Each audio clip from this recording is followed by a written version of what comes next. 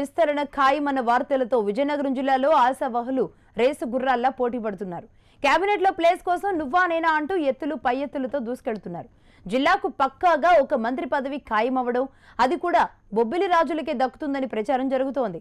దాంతో సీనియర్లు సైతం బహిరంగంగా నోరు విప్పకుండా మంత్రి పదవి కోసం తెరచాటు ప్రయత్నాలు ముమ్మరం చేశారు.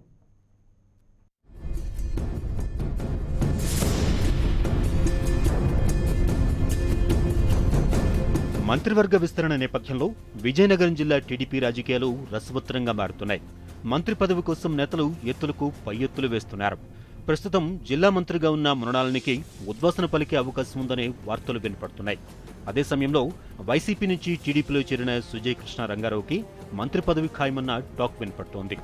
సుజయ్కి మంత్రి పదవి ఇస్తారన్న వార్తలతో జిల్లా టీడీపీ అధ్యక్షుడు కేంద్ర మంత్రి అశోక్ గజపతిరాజు ప్రియమైన శిష్యుడు ఎమ్మెల్సీ జగదీష్ ప్లేట్ ఫిరాయించారు.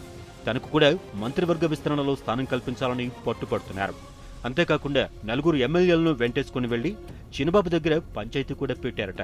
అయితే ఈసారి బొబ్బిలి ఎమ్మెల్యే సుజయ్కు మంత్రి పదవి ఖాయమని అంటున్నారు.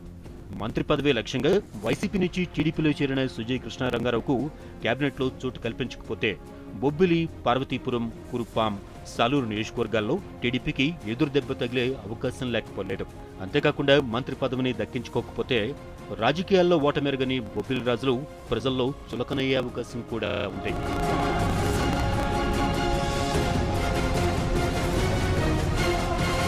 ఎమ్మెల్సీ గుమ్మడి సంధ్యారాణి కూడా మంత్రి పదవిపై ఆశలు పెట్టుకున్నారు. ఎస్సీ సామాజిక వర్గానికి చెందిన సంధ్యారాణి తన సామాజిక వర్గం నుంచి కేబినెట్లో ఎవరూ లేకపోవడం తనకు కలిసొస్తుందని భావిస్తున్నారు. అంతేకాకుండా సంధ్యారాణికి ఓ సీనియర్ మంత్రి అండదండలు కూడా ఉన్నాయని అంటున్నారు. అలాగే పతివాడ నారాయణస్వామి నాయుడు, కోళ్ల లలిత్ కుమార్ కూడా మంత్రి పదవులపై ఆశలు పెట్టుకున్నారు.